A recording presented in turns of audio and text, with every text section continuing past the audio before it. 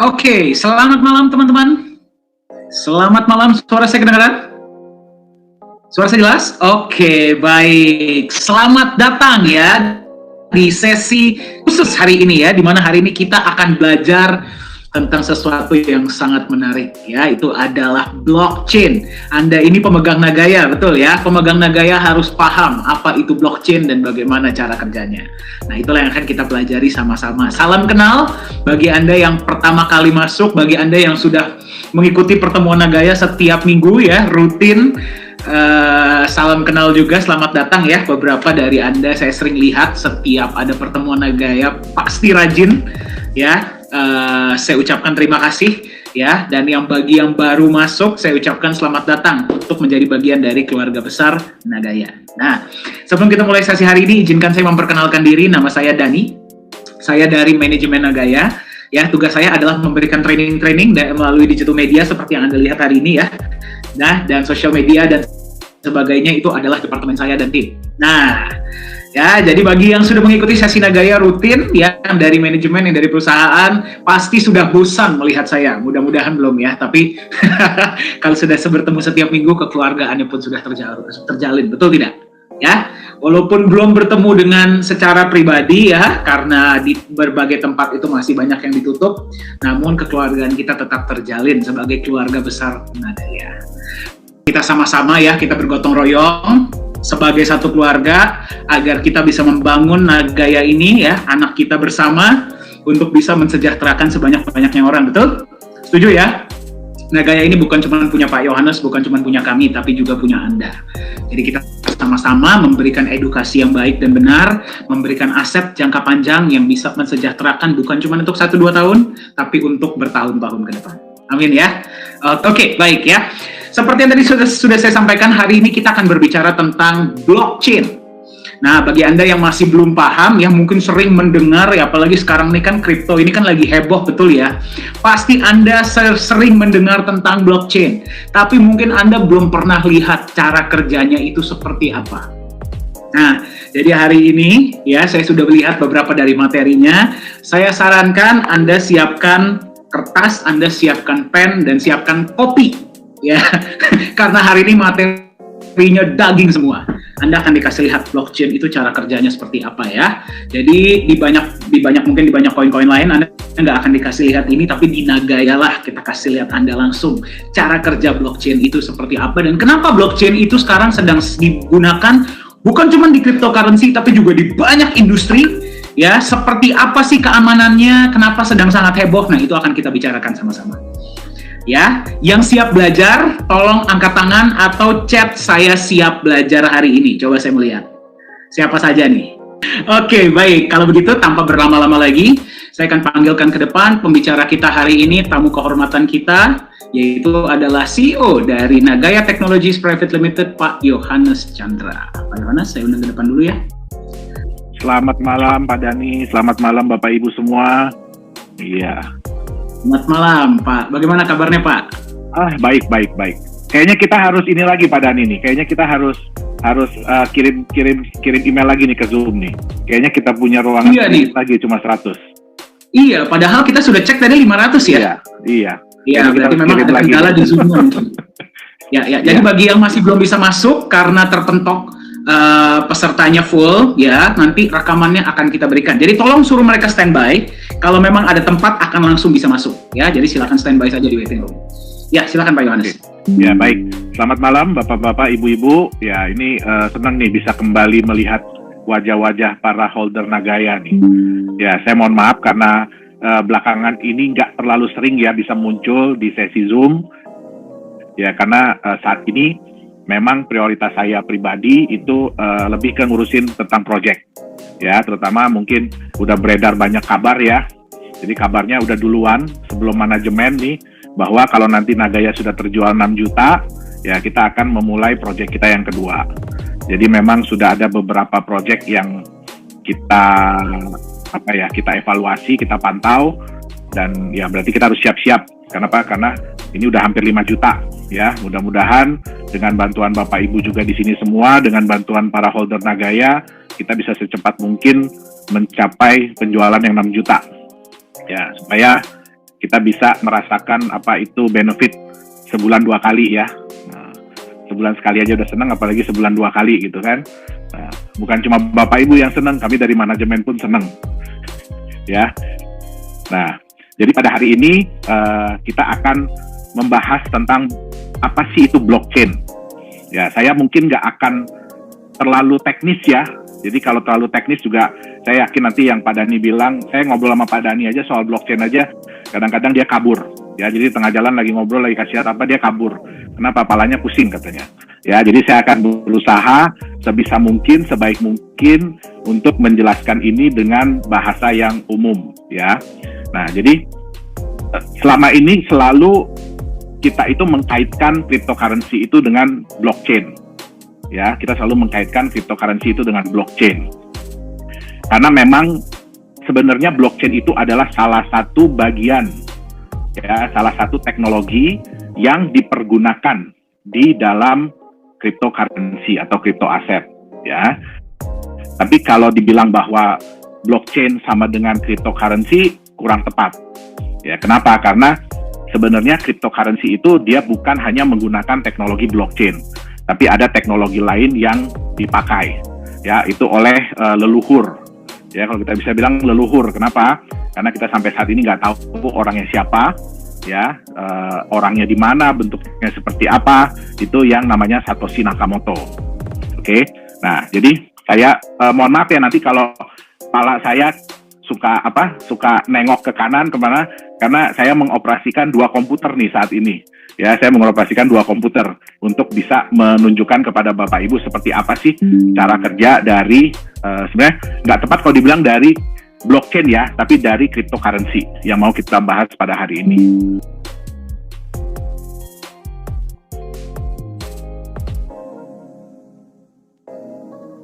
Oke, screen saya udah kelihatan? Udah kelihatan ya? Oke. Jadi sebenarnya teknologi yang dipergunakan oleh aset kripto ya, itu terdiri dari 3 hal pokok sebenarnya. Yang pertama adalah teknologi blockchain. Nah, jadi memang paling gampang ini disebut. Kenapa? Pertama, belum banyak orang yang tahu tentang yang namanya blockchain. Padahal blockchain ini sebenarnya sudah dipakai dari lama untuk membuat sebuah teknologi database, jadi penyimpanan data. Ya, tapi jarang disebut gitu, karena nggak pernah kita kalau bikin program untuk perusahaan, terus kita bilang ini teknologi database-nya apa, ini kita bikin pakai blockchain gitu ya, jarang banget ya. Nah, jadi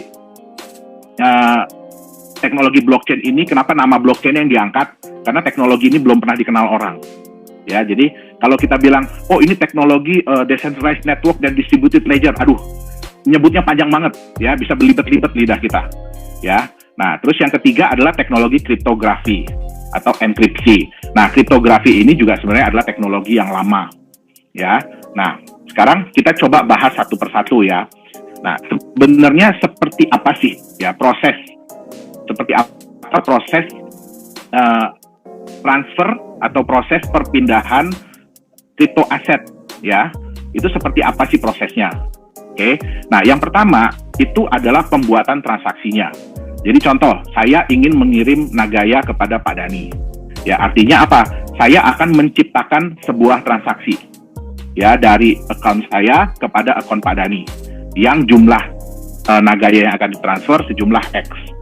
Ya. Nah, kemudian transaksi ini ya akan dikirimkan. Jadi akan di-broadcast, akan disebarkan, akan disebarkan kepada semua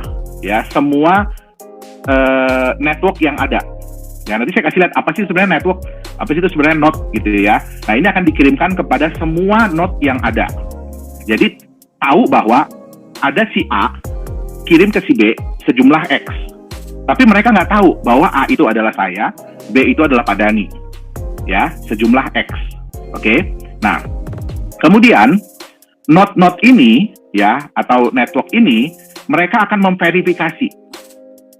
Boleh nggak si A tadi, yaitu saya, mengirim sejumlah X tadi? Itu yang paling penting.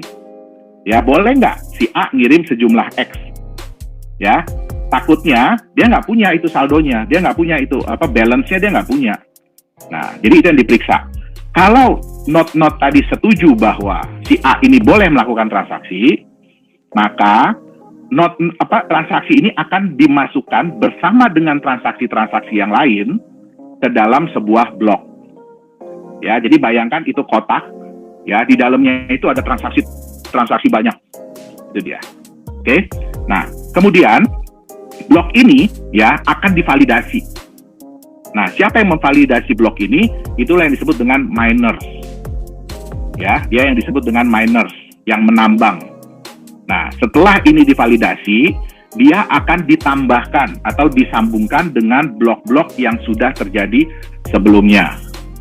Nah, setelah itu, blok yang baru ini akan di-broadcast lagi, jadi akan dikirimkan lagi, jadi disebarkan lagi kabarnya. Teman-teman, ini ada blok baru loh yang muncul, ya, tolong ditambahin di catatan Anda. Nah, setelah itu, barulah transaksi itu dinyatakan selesai atau komplit. Ya, nah, sekarang kita lihat. Sebentar. Oke. Ya, sekarang kita lihat. Jadi ini adalah blok, ya, contoh blok 6. Oke, blok nomor 6 ini, ya, blok sebelumnya adalah blok nomor 5. Ini berisi transaksi yang pertama, kedua, ketiga, keempat, kelima, keenam, ketujuh, kedelapan. Nah, kemudian nyambung ke blok ke-7 transaksinya begini, nyambung ke blok ke-8 transaksinya begini. Ya. Nah, sekarang kita lihat nih.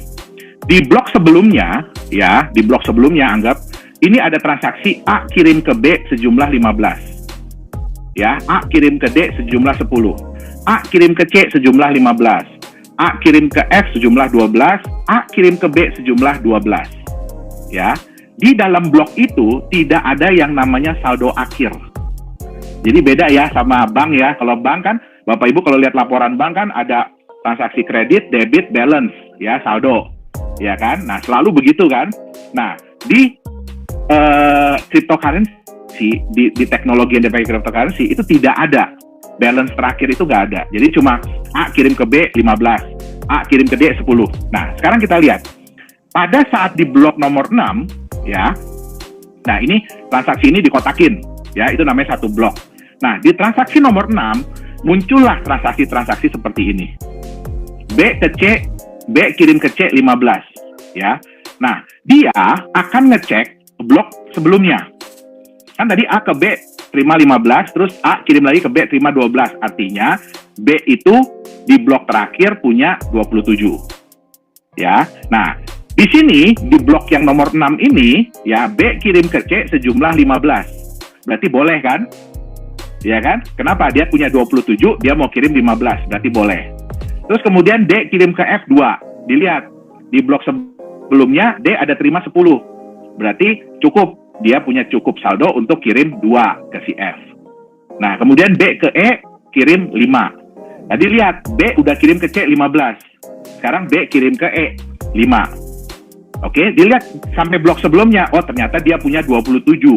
Sampai blok sebelumnya dia punya 27. Di sini dia keluar 20. Berarti boleh. C ke F kirim 7. Ya, F ke B kirim 10. Kalau semua transaksi ini ya dinyatakan oke oleh semua node, maka transaksi ini akan dibuat ke dalam satu blok. Ya, nah sekarang kita lihat di blok ke-7. Ya, ada D kirim ke A 5. Ya, nah si node-node ini kan gini, node ini kan distributed ledger ya, jadi artinya semua node akan pegang pembukuan. Jadi bayangkan Bapak Ibu itu pegang pembukuan, ya, bahwa ada si A kirim ke si B tanggal sekian berapa, terus ini kirim ke ini berapa, ini kirim ke ini. Nah, begitu ada transaksi masuk, otomatis Bapak Ibu ngitung sampai ke awal. Ya, buka lagi bukunya sampai ke depan. Dilihat, oh, D kirim ke A 5. Nah, kita lihat dari transaksi sebelumnya. D di sini terima 10. Di sini keluar 2. Berarti masih ada sisa 8. Boleh nggak dia kirim 5? Boleh. Oke. D kirim lagi ke B. Ya. Ini kan 8 kurang 5, dia masih ada sisa 3. Berarti dia mau kirim 1. Boleh nggak? Boleh. Ya. F kirim ke E. Nah, di sini kita lihat. F terima 12. Keluarnya 10. Berarti dia ada sisa 2. Kalau dia mau kirim 1, boleh nggak? Boleh. Ya. B kirim ke F 7. Boleh juga. Oke. Nah, Karena semua transaksi ini dinyatakan oke oleh node-node tadi, maka akan dimasukkan ke dalam sebuah blok. Ya, kemudian diverifikasi, dihitung blok ini oleh miners. Ya, kalau sudah oke, dia akan jadi satu blok yang tetap. Sekarang kita lihat blok ke-8. Ya, B mau kirim ke D 5. Ngitung lagi dari awal. Boleh nggak dia kirim 5? Oh, boleh. E mau kirim ke C 4. Ya, ngitung lagi, si E ini boleh nggak ngirim ke 4? Nggak boleh. Sekarang kita lihat si D. D mau kirim ke F4. Ya, kita lihat. Di blok yang pertama, yang blok awal paling awal, D terima 10. Di blok yang kedua, D keluar 2. Berarti tinggal 8. Di blok yang ketujuh ini, ini blok ke-7, keluar 6. Jadi masuk 10, udah keluar 2, tinggal 8. Keluar 6, tinggal 2. Dia di sini mau kirim 4. Boleh nggak? Dia cuma tinggal sisa 2, dia mau kirim 4. Nggak boleh. Makanya yang atas 2 dikasih tanda hijau, artinya oke. Yang bawah dikasih tanda merah. Artinya apa? Ini transaksi tidak boleh terjadi. Dan transaksi ini akan ditolak atau dihapus. Jadi yang masuk di blok hanya 2 transaksi yang ada di awal. Nah, oke. Jadi, kenapa disebut blockchain? Kenapa? Karena blok yang terjadi itu tidak bisa lepas dari blok-blok yang sebelumnya. Ya, jadi data-data blok yang sebelumnya itu akan diperhitungkan untuk menentukan apakah transaksi itu boleh terjadi atau tidak. Oke, nah itu yang namanya disebut dengan blockchain.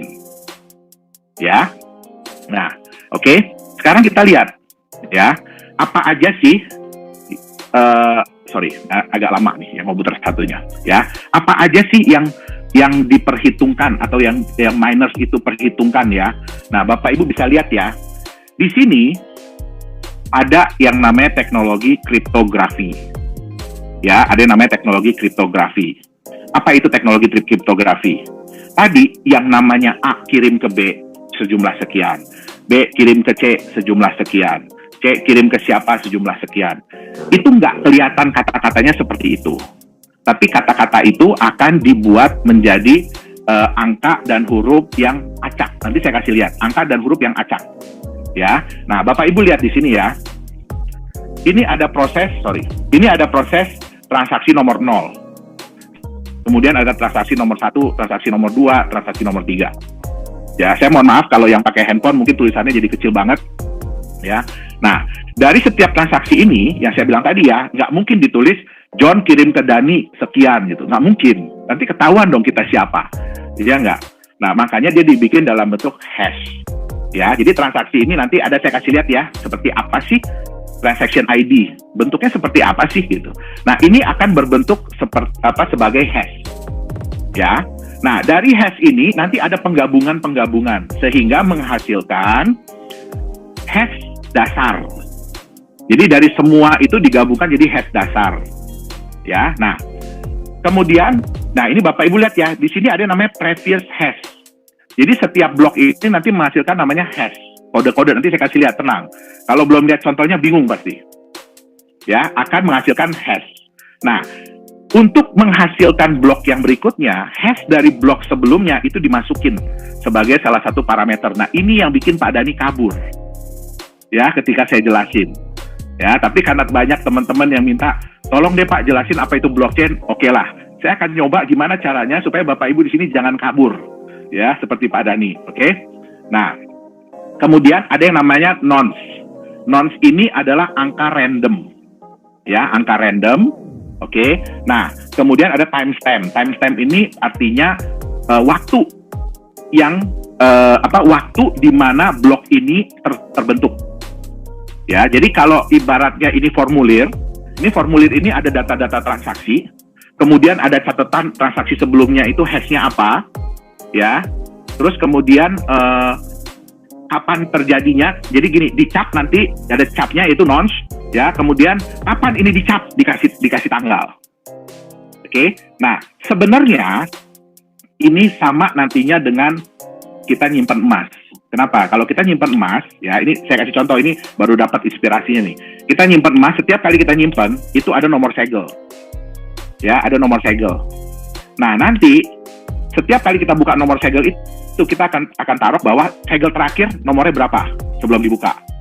Ya, terus kemudian masukin data apa, dan kemudian segel yang baru kita pasang itu apa. Nah, ini persis sama seperti ini. Ya, jadi di dalam blok ini harus ada yang namanya previous hash. Jadi ini kayak segel yang sebelumnya. Ya, dipakai untuk menentukan segel yang baru. Nah, terus ke blok ke-12 juga sama, previous hash dihitung lagi.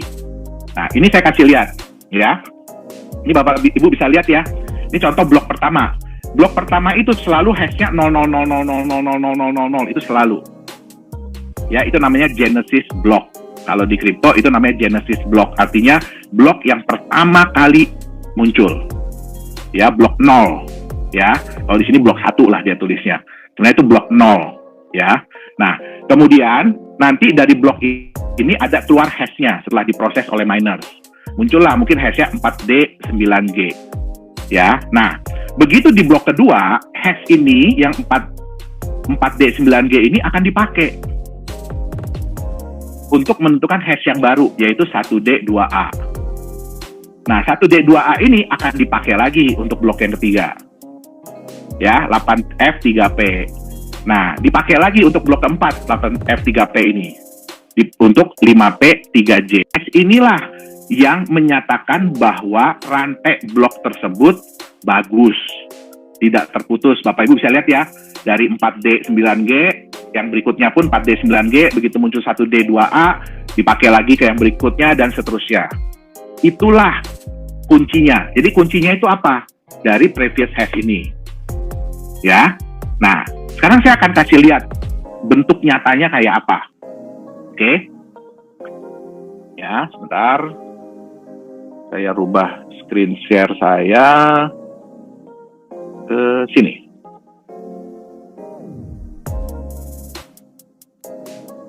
Ini bentuk nyatanya blockchain nih berarti Pak Yohanes? Betul, ya jadi gini, untuk melihat sebuah pergerakan dari sebuah blockchain, ya itu ada yang namanya block explorer.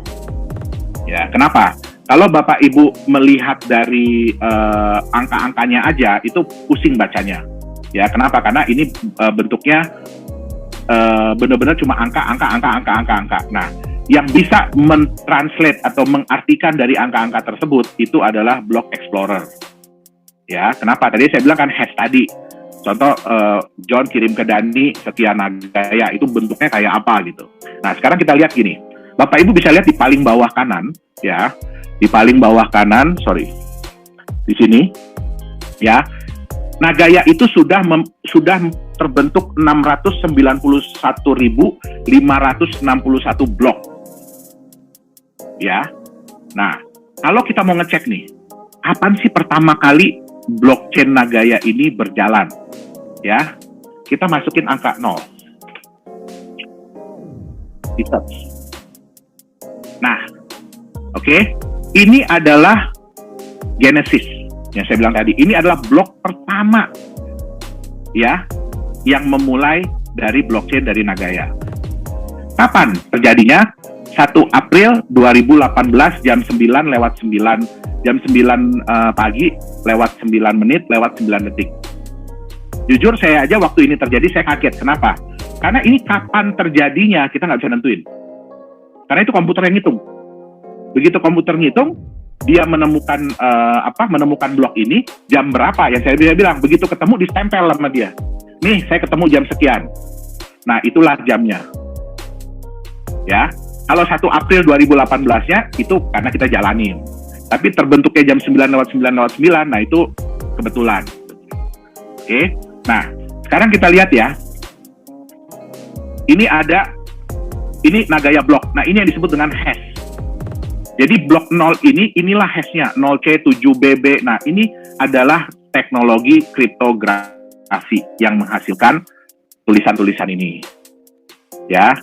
Jadi bukan dibikin oleh saya bikin, oh ini tulisannya 0C7B, nggak bisa. Karena ini semua adalah dihitung oleh komputer. Ya, sekarang kita lihat. Ya, saya salah mouse. Maaf ya, karena pakai dua komputer saya jadi bingung mouse yang mana yang mesti saya klik. Oke. Nah, ini kita bisa lihat Bapak Ibu ya. Oke, nah ini ada hash. Ya, hash ini adalah yang terbentuknya kapan. Nah, confirmation, ya. Nah, ini. Oke, nah ini yang saya bilang, ya. Jadi pada saat blok ini terbentuk, ya, dan kemudian blok pertama terbentuk, dia akan nyatet next block hash. Jadi blok berikutnya berapa? Ya, blok berikutnya itu berapa ininya? Nilainya? Ini A3CF, belakangnya CB0A, gitu ya. Nah, sekarang kita balik. Ya, sekarang kita balik. Kita blok yang berikutnya, blok nomor 1. Ini nomor 1 ya. Bapak Ibu lihat di sini A3CF CB0A. Nanti silahkan di rumah kunjungi nagaya.network ya. Silahkan dimain-mainin, nggak masalah Bapak Ibu. Jangan takut ya. Bapak Ibu mau ngetik apa aja di sini silahkan. Jangan takut, nggak akan meledak. Ya, nggak akan merusak juga blockchain dari Nagaya. Jadi silahkan aja. Ya, ini adalah hanya website informasi. Ya, jadi Bapak Ibu bisa lihat, oke, bahwa blok yang terbentuk setelahnya itu inilah hashnya. Oke. Nah, kemudian ya kita lihat ya, sebelumnya kan 07CB 0C7B dan belakangnya B198. Ya. Nah, di blok yang pertama ini ada ditulis previous block. Jadi harus dicatat juga previous blocknya berapa? 0C7B B198. Nah, kalau Bapak Ibu mau rajin, ya, blok nomor 2, catat lagi. Previous blocknya berapa? Next-nya berapa? Nah, samain. Sama nggak ini? Jadi, inilah yang dibilang dengan chain. Ya, nyambung. Dia nyambung, oke? Nah, sekarang kita lihat, ya. Tadi kan ada beberapa hal yang dicatat di dalam blockchain, ya. Kalau kita mau lihat, ini adalah transaksi nih. Jadi kalau di halaman pertama, Bapak Ibu ada lihat, ini adalah transaksi. Di sini ada tulisan blok 691.521, 691.432, 432. Bukan berarti bloknya itu loncat-loncat. Tapi hanya blok yang ada transaksinya yang akan dicantumkan di awal sini. Ya, kenapa? Karena kan Nagaya juga belum terlalu banyak ya transaksi peer-to-peer ya. Jadi apa sih yang dicatat di sini? Itu adalah transaksi peer-to-peer. Jadi kalau Bapak, Ibu ngirim Nagaya ke orang lain, itu akan tercatat di sini. Ya. Nah, ini lihat. Untuk transaksi ini ada blok ya, 691.432. Ini yang nomor 234 ini. Ini semua sama bloknya. Artinya apa? Di dalam blok nomor sekian, itu ada 3 transaksi yang terjadi. Oke? Dan ini adalah hash untuk transaksi yang bersangkutan. Jadi contoh gini. Ya, sorry. Bukan yang ini. Nih, yang ini. Ya. Nah, ini kalau Bapak Ibu lihat ya, ada transaksi. Ini sudah terkonfirmasi 131 blok. Artinya apa? Ini transaksi terjadi 131 blok sebelum transaksi yang terakhir. Oke. Nah, di sini ada address pengirim. Ini nggak penting dilihat, address pengirimnya nggak penting. Yang terpenting adalah address penerima. Ya, ini adalah address penerima. Ayo ngaku siapa yang punya address ini. Ya, jangan ngaku ya. Kita udah capek-capek bikin ini rahasia, jadi jangan ngaku. Oke. Nah, ini Bapak Ibu lihat ya. Bapak Ibu kan ingat ya, di back office Nagaya, itu kan Bapak Ibu ada Nagaya Wallet Receive Address. Jadi address, alamat Nagaya, kalau Bapak Ibu mau menerima Nagaya dari orang lain. Ya, inilah bentuknya seperti ini. Ya, jadi di sini nggak ada nama, nggak ada username. Ya, setiap orang itu punya address sendiri-sendiri. Oke. Nah, jadi kalau lihat di sini, ya, ini transaction ID ini isinya apa? Nah, oh ternyata ada transaksi sebesar 10 Nagaya. Ya, kepada si ini. Nah, Bapak Ibu tahu nggak ini siapa? Nggak tahu. Makanya di teknologi aset kripto, teknologi cryptocurrency, itu ada yang namanya asas transparan tapi rahasia. Apa itu? Bapak Ibu bisa lihat bahwa ada transaksi ya yang masuk ke wallet ini. Sebanyak berapa? Tapi tahu nggak itu siapa? Nggak tahu. Yang tahu hanya yang ngirim. dan yang menerima. Selain itu nggak ada orang yang tahu. Ya, jadi inilah yang namanya transparan tapi rahasia. Oke. Nah, sekarang ya ini bisa dilihat lagi. Ya, kalau kita klik mata ini, ya. Nah, ini bisa dilihat bahwa di blok ini, blok nomor 691.432 ini ada 3 transaksi. Oke, jadi ada transaksi yang tadi dan yang ini. Nah, ini berapa jumlahnya nih? Ya, ini ada yang transfer 1 Nagaya nih. Oke, ke alamat ini. Ayo coba, siapa yang ngaku? Ada nggak orangnya di sini? Yang punya wallet address ini coba diingat-ingat. Gitu. Ya, nah jadi ini adalah salah satu alat untuk melihat, ya, Explorer ini untuk melihat transaksi yang terjadi, ya, kemudian blok itu benar apa enggak. Nah, inilah alatnya, ya. Nah, jadi Bapak Ibu silahkan ya, yang mau browsing Nagaya Explorer ini silahkan, ya. Nah, ini ada transaksi blok nomor 690924, ini ada 2 transaksi. Nah, ini ya. Ini kapan terjadinya? Itu ada semua. Nah, ini kalau diklik, ya, yang kayak tadi, blok sebelumnya, ya, hashnya 61198C17D. Kita lihat blok sebelumnya. Ya, 61198C17D. Jadi itulah hash ini ya, kode-kode hash inilah yang membuat kita bisa ngecek, ini sebenarnya bloknya bener nggak nih? Keputus nggak nih? Ya, atau kalau ada orang bilang di-hack, itu ketahuannya dari situ semua, ya, bloknya itu nyambung nggak gitu. Jadi salah satu tugas juga dari tim kami, ya, dari tim IT adalah untuk ngecek terus ini blok Explorer, gitu loh. Jadi sehari kita kadang-kadang random cek berapa kali untuk ngelihat, ya, walaupun blok itu nggak ada isinya ya. Contoh 691.563 ini blok terakhir yang terbentuk ya. Nah, ini nggak ada isinya, 0, semua 0.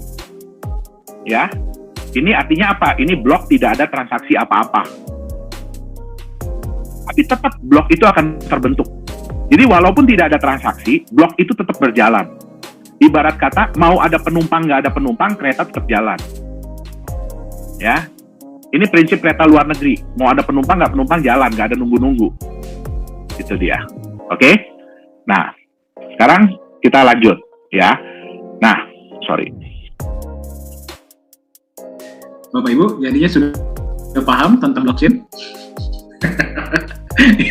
Ya. Jadi siapapun ya Pak ya, sebenarnya ini bisa mengakses Block Explorer Nagaya dan mereka bisa melihat-lihat dan... Betul. Oke.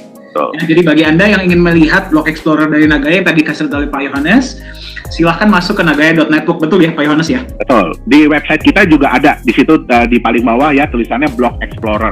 Iya, atau dari website paling bawah Block Explorer. Betul. Itu nanti akan diarahkan ke website Explorer dari Nagaya. Oke. Kan dari Bu Swita, Pak Yohanes. Nggak cukup untuk memahami semua materinya, perlu diulang-ulang lagi. Boro-boro Ibu ya, saya pun sampai sekarang masih perlu mengulang-ulang. Iya, silakan lanjutkan Pak Yohanes. Oke, ya. Nah, sekarang sebenarnya Bapak Ibu ya, apa sih teknologi ya? Sebenarnya apa sih teknologi yang membuat cryptocurrency atau crypto aset itu menjadi powerful, ya, menjadi sangat kuat, ya. Sebenarnya bukan blockchain-nya, tapi teknologi distributed ledger dan decentralized network. Itu adalah teknologi yang membuat Bitcoin itu atau cryptocurrency lain menjadi sangat powerful.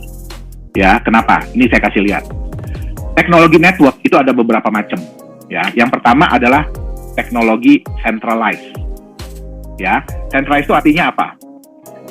Setiap ada node, setiap ada komputer lah, kita bicara komputer ya. Setiap ada komputer itu akan nyambung ke satu komputer utama. Ya, Bapak Ibu bisa lihat ya. Jadi semua ini mereka cuma nyambung ke satu. Semua nyambung hanya ke satu komputer utama. Ya. Ini contohnya apa? Bapak Ibu kalau ada install aplikasi ya, yang depannya G, Y, G, B gitu ya.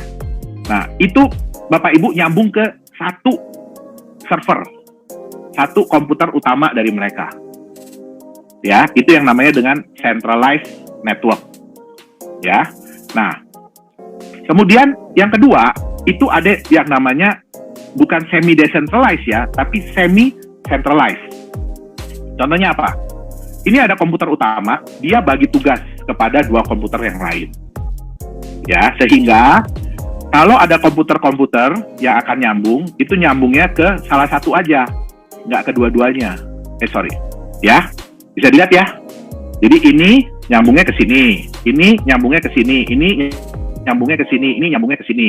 Kalau ini nyambungnya ke sini. Nah, ini biasanya dipakai oleh perusahaan-perusahaan besar. Contoh kayak Facebook. Ya, kayak Facebook kalau Bapak Ibu nyambung dari Indonesia, Bapak Ibu itu akan nyambung ke server yang terdekat. Ya, jadi bukan ke server Amerika, bukan, server yang terdekat yang dimiliki oleh Facebook. Kalau Bapak Ibu lagi di Jepang, akan nyambung ke server yang terdekat dari Jepang di mana. Nah, jadi nggak nyambung ke yang di tengah langsung, ya. Nah, itu istilahnya bagi-bagi kerjaan lah. Itu sama kayak perusahaan bikin kantor cabang. Jadi nggak semua urusan harus ke kantor pusat. Kita ke tempat terdekat aja. Oke?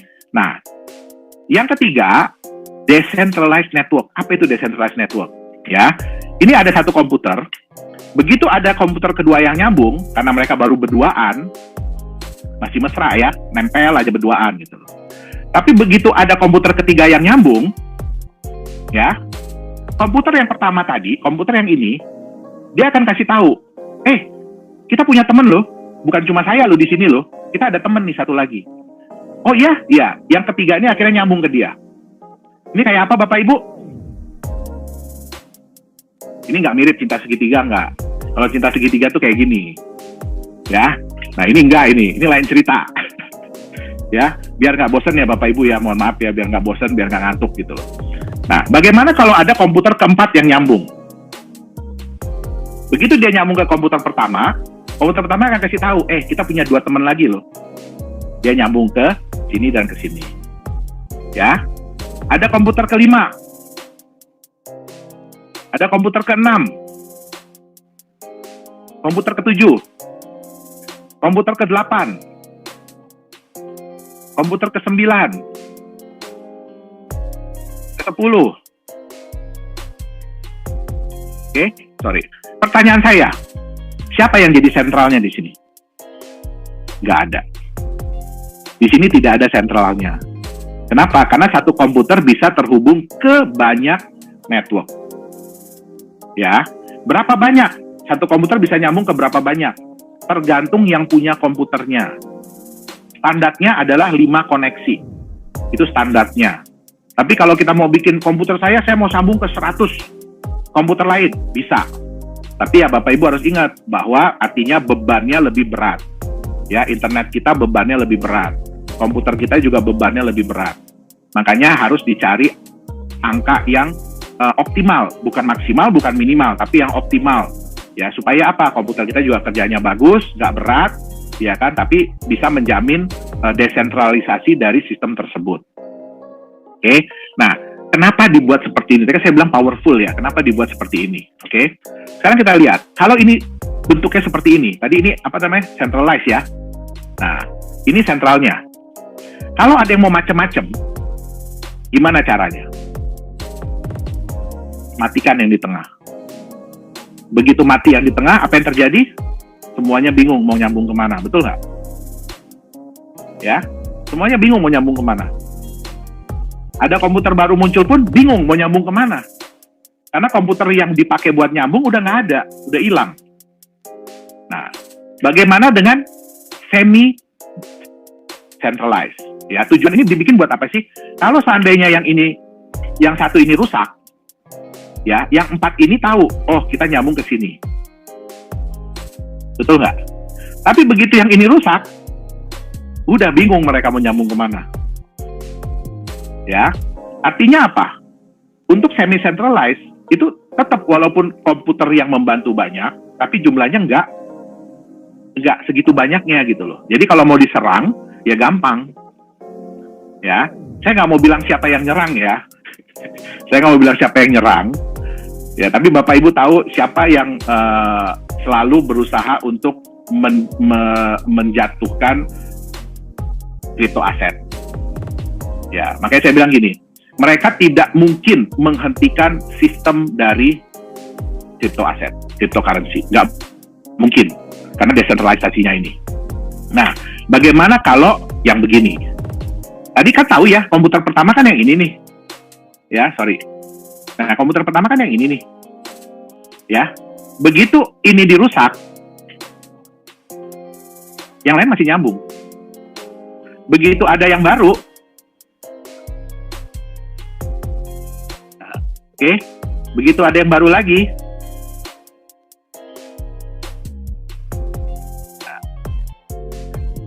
tadi saya kasih lihat ini ya, kenapa ini jadi, sorry saya lupa, ya. Kalau yang sistemnya begini, ya, database itu ada di mana sih? Yang nyimpen catatan transaksi ada di mana sih? Itu adalah di sentralnya yang ini tadi. Makanya kenapa kalau nyerang itu yang pegang database. Ya, selalu begitu. Kalau mau diserang yang pegang database. Begitu yang pegang database habis, ya udah, sistem itu udah nggak jalan. Ya, sama kayak begini. Begitu yang megang database habis, hilang, udah sistem nggak jalan. Nah, di crypto aset, di teknologi crypto aset, cryptocurrency ini, ya, ada satu kelebihannya, yaitu apa? Semua komputer tadi itu memegang catatan transaksi, blok-blok tadi dari awal sampai detik terakhir. Itu semuanya pegang. Nggak ada yang bilang, kamu nggak boleh pegang ya? Nggak. Semuanya pegang. Ya, makanya sini saya kasih semua warnanya berubah. Sehingga apa? Kalau yang pertama doang yang diserang, yang lain masih pegang data transaksi. Begitu ada yang nyambung, dia pun megang data transaksi. Begitu ada yang nyambung lagi, nah, pegang lagi data transaksi. Kalau di Nagaya, Bapak Ibu download ya, namanya Qt Wallet, itu Bapak Ibu artinya menjadi salah satu dari node ini. Ya, menjadi salah satu partisipan dari Decentralized Network Nagaya. Nah, itu Bapak Ibu begitu nyambung, Bapak Ibu akan lihat bahwa Bapak Ibu itu mendownload, ya, menyimpan data-data transaksi Nagaya dari awal sampai dengan terakhir. Itu dia, ya, dari awal sampai dengan terakhir. Nanti saya kasih lihat Qt Wallet Nagaya seperti apa, ya. Nah, kalau di Nagaya masih sedikit Bapak Ibu, jadi mungkin ngedownload itu sekitar 2 jam selesai. Ya, kalau kecepatan internetnya lumayan oke.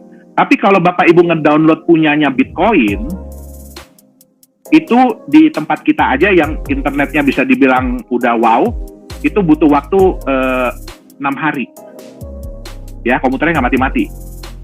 Dan itu besarnya sudah 240 GB. Ya, udah 240 GB itu kalau nyimpen lagu udah ratusan ribu, kalau nyimpen video udah berapa ribu video gitu ya. Nah, itulah dia. Oke? Nah, sekarang kita lihat. Ya, ini saya bilang tadi decentralized network. Ya, distributed ledger. Jadi ledger itu akan berjalan. Setiap kali ada transaksi yang terjadi, contoh tadi yang transaksi di ujung ya. Nah, dia akan kirim ke setiap node yang ada. Sehingga setiap node itu akan megang data transaksi yang sama. Ya, jadi nggak mungkin satu node megang transaksi beda dengan node lain, tidak. Mungkin ada keterlambatan sedikit. Kenapa? Karena dia matiin. Jadi kalau dia matiin ya, dia kan nggak dapat transaksi terakhir. Tapi begitu dia nyalain, ya, dia akan ngedownload lagi transaksi-transaksi yang dia belum punya. Nah, itu dia, ya. Jadi kehebatannya adalah di sini. Jadi begitu ada yang nyambung baru nih, dia nyambung, ya, dia akan dibagi. Dia akan ngedownload ledger tadi, catatan transaksi tadi. Nah, disinilah powerfulnya. Ya, kalau mereka mau mematikan crypto aset, cryptocurrency, mereka harus matiin internet seluruh dunia. Ya, kenapa? Semua orang pegang catatan. Jadi sebenarnya crypto aset ini adalah teknologi backup data yang paling fenomenal. Biasanya kita kalau bikin program, kita backup data itu paling ke mirror server ya. Jadi server yang kita pakai khusus untuk nyimpen data itu paling 2, 3, 4. Paling banyak ya 10 aja udah luar biasa. Itu berarti udah data-data yang sangat-sangat sangat-sangat penting gitu ya. Nah, sampai di backup ke 10 komputer gitu loh. Nah ini lebih hebat lagi, ya. Bitcoin itu sudah mungkin ada sekitar hampir 1 juta node. Artinya ada 1 juta komputer yang menyimpan data Bitcoin dari awal sampai sekarang. Itu dia, ya. Jadi kalau mau dimatikan, ya udah cari itu satu-satu komputernya, rusakin. Itu istilahnya gitu loh. Oke. Nah, sekarang tadi kita lihat ya, banyak yang bilang gini, Pak, data itu kan bisa ditemper, Pak. Betul. Ya. Kita bisa merubah data. Tapi dengan sistem yang dipakai oleh crypto aset ya, Bitcoin dan lain-lain termasuk Nagaya, sulit. Bukan berarti nggak bisa ya, tapi sulit sekali untuk mentemper data. Kenapa? Yang pertama, tadi Bapak Ibu lihat ya, di sini hash yang awal nyambung 4D 9G, 4D 9G, ya, ini 1D2A nyambung. Begitu ada satu aja transaksi yang dirubah, ya, di suatu blok, itu nilai hashnya pasti akan berubah. Nah, begitu yang ini dirubah sama mereka, ya mereka berusaha untuk merubah yang ini, blok berikutnya kan udah nyimpen previous hash tadi, 1D2A. Ya kan? Karena kan yang dirubah kan cuma yang ini. Ya kan? Mereka mau merubah yang ini nih. Kenapa? Kalau Anda mau merubah transaksi, Anda nggak bisa merubah yang terakhir, percuma. Anda harus merubah dari yang tengah-tengah atau dari yang awal. Itu dia. Kayak tadi, misalkan si C, ya, si C tadi kan yang nggak boleh transaksi. Wah, udah deh, saya di blok nomor sekian, saya bikin seolah-olah saya terima berapa ratus gitu. Nggak bisa, dia cuma rubah di belakang, nggak bisa, dia harus rubah di tengah-tengah. Ya, nah begitu dia rubah di tengah-tengah, berarti yang di tengah-tengah ini akan berubah nih. Sedangkan blok yang ini kan udah terbentuk. Dia udah nyimpen data bahwa previousnya adalah 1D2A. Begitu ini ditemper, chain-nya pecah, chain-nya rusak. Ya, chain-nya rusak, dan ini membuat dia harus menghitung ulang. Dia harus menghitung ulang lagi. Kenapa? Karena ini harus disamain dari 5U3Z, pencet. Ya. Dari 5U3Z ini, dia harus samain lagi, ini 5U3Z, nanti ini berubah lagi. Ya, ini disamain lagi, ini berubah lagi, dan terus ke belakang. Ingat kata saya tadi ya, blok itu terjadi bukan hanya pada saat terjadi transaksi, tapi terjadi terus-menerus. Kalau di Bitcoin diharapkan setiap 10 menit. Kalau di Nagaya diharapkan setiap 2,5 menit. Itu dia, ya. Jadi jalan terus dia, suka nggak suka, ada nggak ada, jalan terus. Gitu, oke? Jadi otomatis kalau dia mau mentemper, ya, dia butuh teknologi yang sangat-sangat tinggi, sangat-sangat cepat untuk bisa ngalahin blok-blok yang udah terjadi. Itu yang pertama, kenapa dia sulit. Yang kedua, ya, ini Bapak Ibu lihat, ya, ini ada node nomor 1, node nomor 2, nomor 3, dan nomor 4. Nah, yang nomor 4 ini mau ngebandel nih ceritanya. Ya, dia mau mentemper, dia mau ngerusak transaksi yang ketiga yang di bawah ini nih, yang saya kasih tanda orange. Mudah-mudahan kelihatan ya. Nah, karena ini berubah, otomatis hash-nya berubah. Ya, yang di atasnya jadi orange. Otomatis atasnya lagi berubah. Otomatis atasnya lagi berubah. Otomatis kotak gedenya berubah. Ya, otomatis blok berikutnya pun berubah. Begitu blok berikutnya berubah, ingat ya, ini kan dicek sama yang lain. Betul nggak? Kok beda ya? Kok dia beda sendiri nih datanya? Apa yang terjadi? Biasanya IP address ini akan diblokir. Ya, jadi dinyatakan bahwa ini ada orang yang mau curang. Jadi itu sebabnya semakin banyak node, semakin banyak yang akan memverifikasi data. Bukan menghitung ya, beda. Kalau menghitung itu miner. Yang memverifikasi itu adalah pemegang ledger. Walaupun dia nggak ngitung. Tapi kan dia punya pegangan, dia punya catatan. Saya ini bandel nih, saya mau ngerubah. Ya, Pak Yons, ngecek bukunya. Ini beda loh ini. Ya, terus Pak Robert, sorry, saya sebut yang kelihatan aja di sini ya. Pak Robert, beda juga nih. Pak Samuel, ini juga beda nih, ya kan? Pak Sarbini, ini juga beda ini. Nah, ya udah, apa yang terjadi? Akhirnya saya punya komputer diblok oleh network. Apa yang diblok? IP address-nya.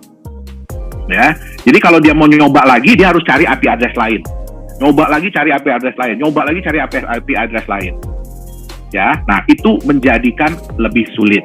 Ya, bayangkan blok berikutnya udah kebentuk lagi yang di atas, dia ditolak lagi. Blok berikutnya, ya kan, dia nyoba lagi, ditolak lagi. Karena beda, semua udah beda. Depan beda, belakang beda. Gitu loh, ya. Kalau bapak ibunya beda, anak-anaknya pasti beda. Jadi itulah kenapa blockchain itu katanya tidak bisa, sangat sulit untuk ditemper ya Pak Yohanes ya? Betul, sangat mustahil untuk ditemper. Tapi bukan berarti nggak bisa. Ya, bukan berarti nggak bisa. Tuh ya istilahnya. Betul. Oke, nah itu terjadi seperti ini. Ya. Nah, sekarang kita lihat tadi, ya kan tadi ada istilahnya node ya. Jadi semua yang ada di sini itu memegang ledger. Nah, sekarang kita lihat gini. Siapa sih yang jadi miner? Apa sih yang dibilang miner gitu ya? Miner itu adalah komputer yang mendedikasikan diri. Bukan hanya menyimpan database tadi, bukan hanya nyatet. Tapi mereka mau menghitung transaksi. Ya, menghitung blok itu. Nah, sehingga nanti apa? Sorry, belum masuk ke situ. Sorry, maaf. Ya, oke. Tadi yang bintik-bintik ini apa sih? Ya nggak? Yang bintik-bintik banyak ini apa sih? Itu kan node ya. Node itu sebenarnya apa? Node itu sebenarnya adalah core atau Qt wallet. Ya, itu adalah dompet penyimpanan. Sebenarnya, ya, core atau Qt wallet. Nah, apa sih core dan Qt wallet itu? Ya, core atau Qt wallet ini adalah wallet yang memiliki, tadi saya bilang ya, dia nyimpen database penuh. Jadi dia nyimpen data nih, dari awal blok itu berdiri, udah terjadi transaksi apa aja, ya kan? Dia nyimpen semuanya. Jadi dia harus nyimpen semua data blockchain tersebut. Dan fungsi-fungsi yang memang didedikasikan untuk cryptocurrency tersebut. Nah, ciri-cirinya apa? Ya, yang pertama, core atau Qt wallet itu, dia hanya bisa menyimpan single currency. Artinya apa? Dia cuma bisa nyimpan satu currency aja. Contoh, core Qt walletnya Bitcoin, ya hanya bisa nyimpan Bitcoin. Nggak bisa nyimpan Ethereum, Doge, nggak bisa. Ya. Qt wallet Nagaya hanya bisa dipakai untuk menyimpan Nagaya saja. Nggak bisa dipakai nyimpan yang lain. Oke? Nah, terus kemudian dia ledger keeper. Ya, dia nyimpan database. Nanti saya kasih lihat. Terus kemudian dia multiple connection. Ya, jadi kalau cuma dia nyambung ke satu server atau satu IP, mohon maaf, itu bukan Qt wallet. Ya, nanti kita bisa kasih lihat gimana cara ngeceknya. Oke, nah kemudian dia bisa menciptakan address. Jadi kalau Bapak Ibu lihat gini ya, kalau di wallet Bapak Ibu, ya di wallet di website ya, itu kan ada Nagaya receive address ya, wallet receive address. Itu nggak pernah berubah. Kenapa? Karena itu bukan Qt wallet. Itu adalah web wallet dari Nagaya. Jadi saya kasih tahu bedanya apa. Ya, kalau di Qt wallet Nagaya bisa menyimpan banyak sekali address. Bisa create banyak sekali address. Nah, terus kemudian di core Qt wallet ini dia memiliki public dan private key. Nah, kalau semua ini ada, barulah dia bisa dibilang sebagai core atau Qt wallet. Ya. Nah, sekarang saya kasih lihat bentuknya seperti apa sih, ya.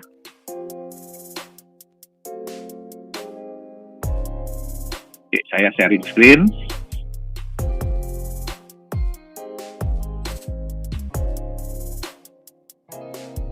Oke, apakah kelihatan Nagaya Wallet? Ya. Di sini sudah ada beberapa orang ya yang pernah mendownload. Saya nggak tahu masih punya apa enggak. Ya, contohnya Pak Rindu, ya, terus kemudian Pak Ribenson, ya, itu pernah saya downloadin Qt Wallet dan saya pernah kasih lihat bagaimana prosesnya, ya, mudah-mudahan masih ada, ya. Nah, jadi Nagaya Wallet ini hanya bisa di-download di PC atau laptop, nggak bisa di handphone, ya, nggak bisa di handphone. Dia hanya bisa berjalan di Windows, Mac OS, sama Linux. ya. Jadi nggak bisa di handphone. Jadi kalau ada yang bilang ini Qt Wallet, Core Wallet, ya, yang di handphone, bukan. Itu bukan Core Wallet, bukan Qt Wallet. Sama kan kita ada Nagaya Wallet ya, yang bisa di-download di Android ya. Itu bukan Qt Wallet. Ya, Qt Wallet hanya bisa di-download di laptop atau PC. Ya. Nah, sekarang kita lihat tadi satu ya. Di sini kelebihannya yang pertama.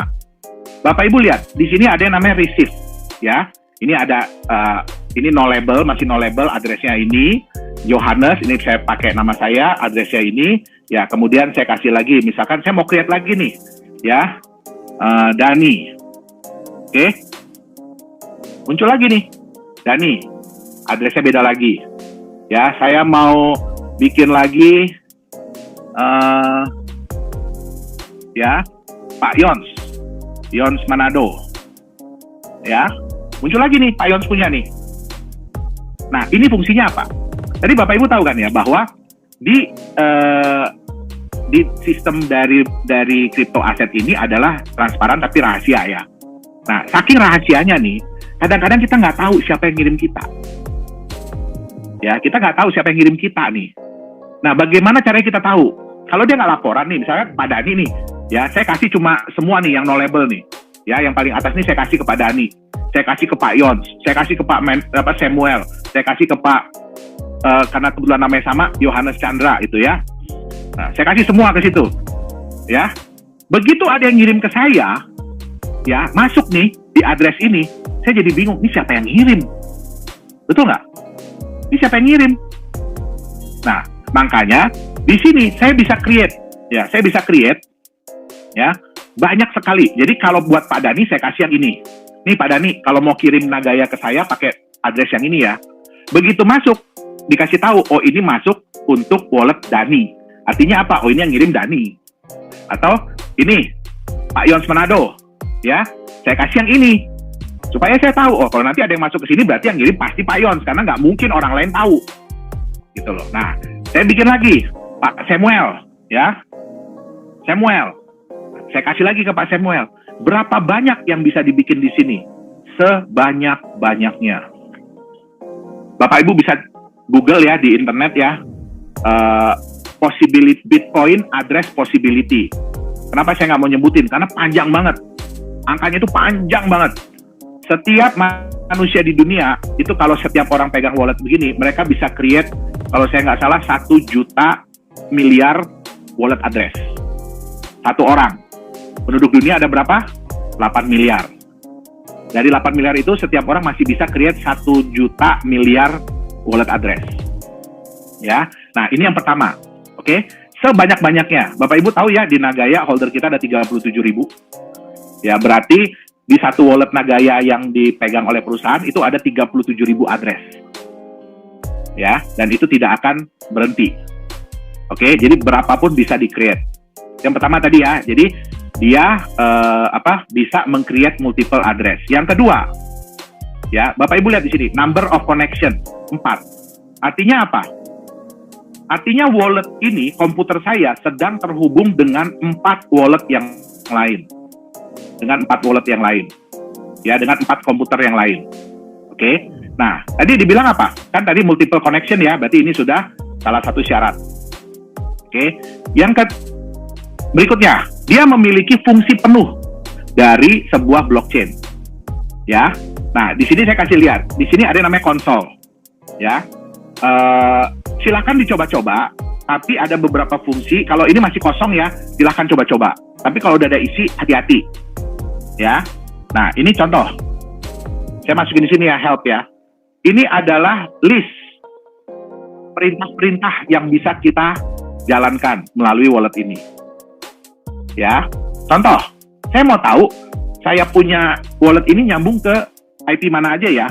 Get peer info. Berarti komputer saya lagi nyambung ke IP 46101, 1386886, 178.128, dan seterusnya. Ya. Nah, terus saya mau tahu lagi, ya, misalkan, ya, saya mau tahu lagi,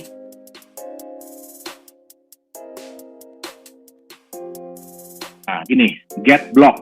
Tapi ini saya harus buka ini dulu sebentar ya. Saya harus buka Nagaya Network kita lagi.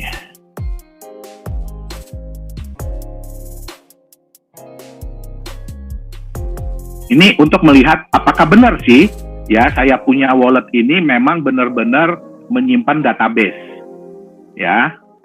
Nah ini saya kasih lihat sebentar ya. New share. Oke, share. Oke ya. Nah ini saya buka blok nomor 691.521 ya. Kan ada 2 transaksi nih. Ya, nah ini kan hashnya. Tadi kan ingat ya, setiap blok ada hash. Nah ini saya copy. Ya, sekarang saya buka. Ini kesulitan kita juga nih kalau mau demo pada nih, karena nggak bisa split screen. Ya, nah saya masukin di sini nih. Oke, tadi perintahnya adalah get block. Ya, terus hashnya. Nah ini Bapak Ibu bisa lihat ya. Ini hashnya. Confirmation-nya udah 61. Tadi height-nya 691.521, betul ya? Nah, terus kemudian ada 2 transaksi ya. Ini satu. Nah, kemudian ada previous block hash sama next block hash. Nah, ini kalau kita copy, ini kan next ya. Berarti nanti angkanya 691.522 height-nya. Ya. 691.522. Ini data ini itu ada di komputer kita, bukan ngambil dari internet. Jadi walaupun internet kita matiin, kita jalankan konsol ini data-data ini tetap keluar. Berarti data itu disimpan di setiap desktop itu ya? Betul. Berarti tidak terhubung dengan internet? Tidak. Berarti beda komputer nggak bisa menyimpan data yang sama? Sama, karena nanti pada saat kita nyambung, kan komputer itu saling memberikan data, update data. Saya punya data yang terakhir nomor sekian loh. Saya punya cuma nomor sekian nih. Jadi dikirimin lah. Tapi satu node tidak bisa diwakilkan oleh komputer lain ya berarti ya? Satu node itu satu komputer ya? Betul. Nah, tadi di sini kan ada yang namanya private key ya, ingat ya Bapak Ibu ya. Nah, ini private key ini sangat penting ya. Kenapa saya bilang private key ini sangat penting ya? Ini adalah kayak kita punya kunci berangkas. Ini yang paling penting, ini kita punya kunci berangkas. Jadi setiap address ini itu ada private key-nya. Ya, contoh. Ya. Ini saya ambil yang Pak Samuel ya, saya copy. Saya mau keluarin nih. Ya, saya mau keluarin private key dari address-nya Pak Samuel ini ya. Nah, jadi saya balik lagi ke konsol. Ya, itu perintahnya dump private key. Nah, ini adalah private key dari wallet yang tadi saya kasih label Pak Samuel. Kalau ini ketahuan orang, private key ini ketahuan orang, diambil, kemudian dia masukin ke walletnya dia, itu bisa diimport. Key ini bisa diimport. Maka seluruh balance, seluruh saldo yang ada di balance di addressnya Pak Samuel ini akan pindah jadi punya orang itu. Ya, ini sebabnya harus hati-hati Bapak Ibu. Private key ini sangat sensitif. Kalau ada yang bisa ngambil data kita ini, artinya dan dia klaim ya, dan dia punya wallet, artinya semua kita punya koin akan berpindah ke dia. Ini harus hati-hati. Oke. Nah, sekarang saya akan kasih contoh ya. Saya akan kasih contoh seperti apa sih peer-to-peer ya, peer-to-peer transfer. Ini Bapak Ibu lihat ya, balance-nya masih 0 ya. Unconfirm-nya 0, oke. Nah, saya akan pakai komputer yang satu lagi untuk ngirim. Sebentar ya. Oke, saya share screen yang ini. Oh, ini walletnya belum saya buka tadi. Oh iya, belum saya buka.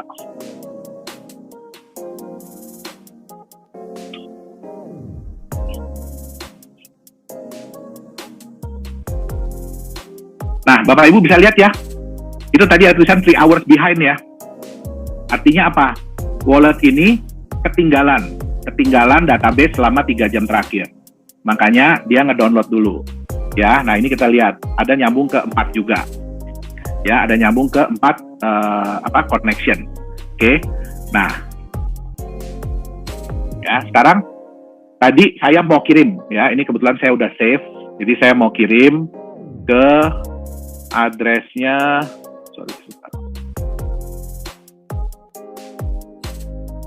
Waduh, belum saya save ternyata. Bentar ya, saya lihat dulu di komputer yang satu lagi.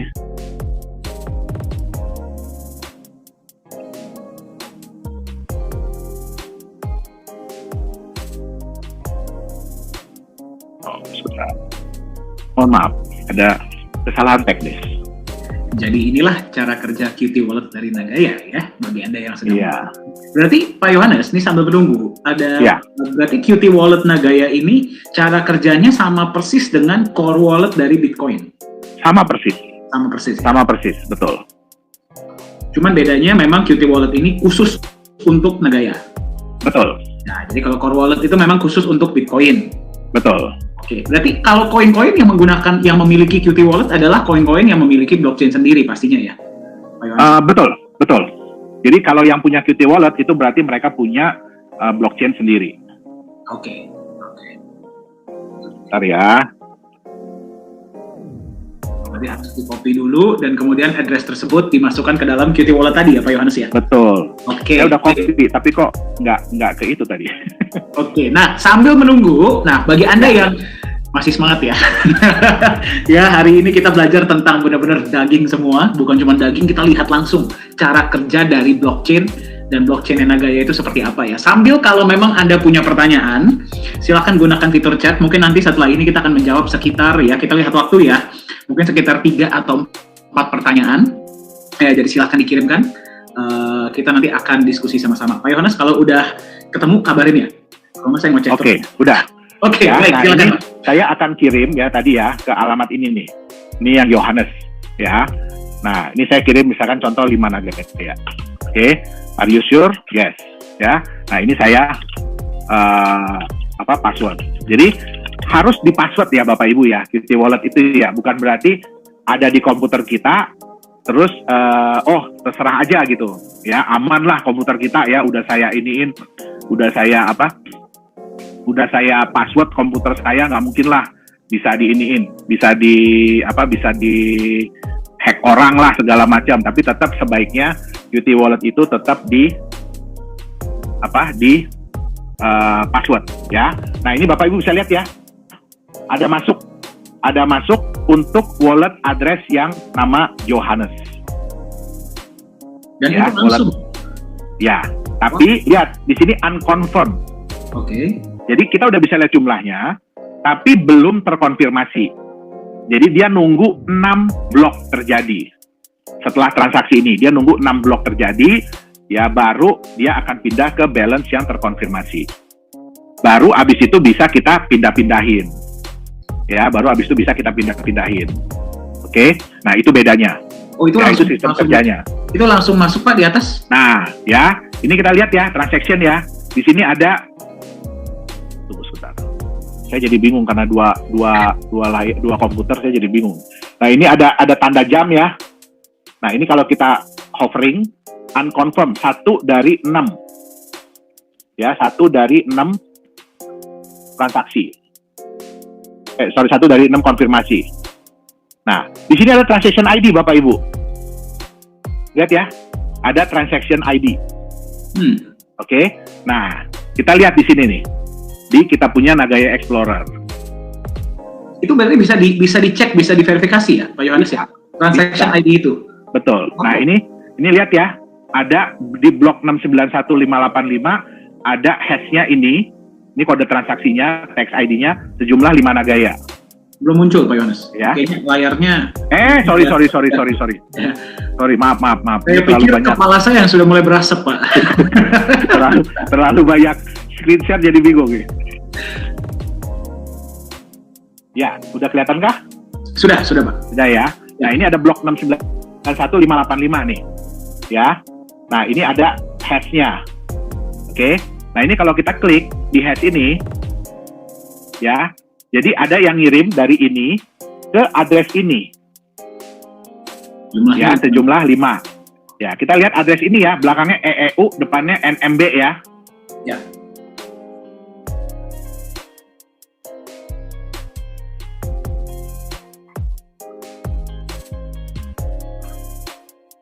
Lihat, yang Yohanes EEU, belakangnya, NMB. depannya NMB. Wow. Nah, Jadi kalau misalkan nanti begini Pak, kalau misalkan ada yang bilang, saya udah transfer nih, gitu kan, kita tinggal Ya. minta, oke, coba transaction ID-nya dong, kita bisa langsung cek di Block Explorer ya Pak ya? betul. Wow. Jadi kalau Bapak Ibu, ya kalau ada yang bilang, Pak, saya udah transfer nih, atau Bu, saya udah transfer ke wallet Bapak Ibu, gitu ya. Nah, minta aja transaction ID. Ya, jadi kalau kita lihat di sini ya, ini contoh ya, transaction, kan tadi ada transaction ID ya.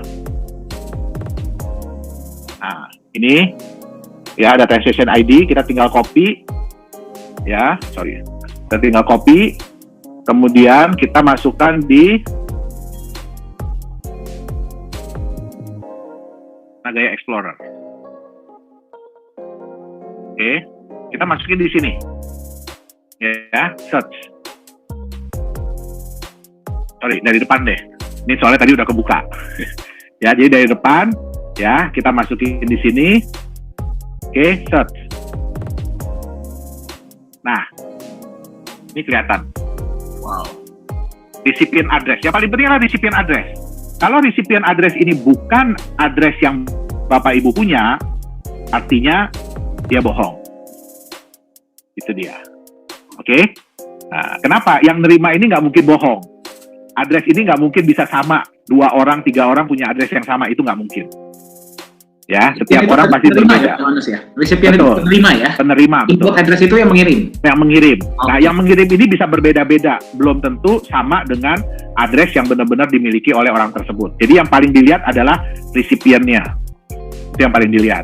Ya, mungkin Bapak Ibu ada yang gini, wah ini bisa di-tracking Pak, katanya Pak. Betul, kenapa? Ini tinggal diklik aja, input address, diklik. Ya kan, nanti kelihatan dia pernah nerima dari mana aja, diklik. Nah, itu nanti bisa di-tracing, tapi ya butuh waktu. Ya, butuh waktu dan butuh tenaga untuk nge-trace beginian gitu loh. Ya. Nah, sekarang saran saya adalah Bapak Ibu silahkan download Qt Wallet Nagaya. Itu linknya ada di website kita ya. Di website kita di paling bawah itu ada Nagaya Wallet ya, Qt Wallet namanya. Ya, nah itu silahkan di-download. Tapi ya, saya ingatkan bagi Anda yang mau menggunakan Qt Wallet ini, semua resiko ada di tangan masing-masing. Kenapa? Anggapannya begini, ya. Qt Wallet ini adalah safe deposit box Anda di rumah, brankas Anda di rumah. Ya, artinya apa? Kalau orang mau ngambil Nagaya Anda, dia harus ngambil komputer Anda. Ya, atau private key tadi yang saya bilang. Jadi harap dijaga Qt Wallet ini baik-baik. Dengan cara apa? Ya, dibuat password. Ya, dibuat password. Ya, di sini ada yang namanya encrypt wallet. Di setting ada encrypt wallet. Ya, masukin password. Tapi tolong passwordnya jangan lebay. Ya, jangan sampai Anda sendiri juga pusing. Kenapa? Kalau sampai ini tidak bisa dibuka,